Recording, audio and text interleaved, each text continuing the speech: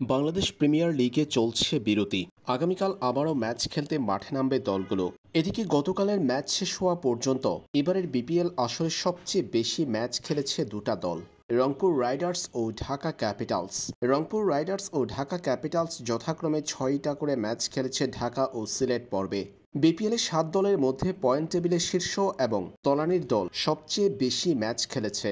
সিলেট পর্বে গতকালের ম্যাচ পর্যন্ত পয়েন্ট টেবিলে যে অবস্থান ছিল সেটাতে সবার উপরে অবস্থান করছে রংপুর রাইডার্স। 6 ম্যাচে 6 জয়ে 12 পয়েন্ট নিয়ে সবার উপরে তারা। এদিকে রংপুর জিতেছে 6 ম্যাচের 6টাতেই, অন্যদিকে ঢাকা ক্যাপিটালস 6 ম্যাচের 6টাতেই পরাজিত হয়েছে। অর্থাৎ এবারের বিপিএলে এখন পর্যন্ত নেই কোনো জয়ের দেখা।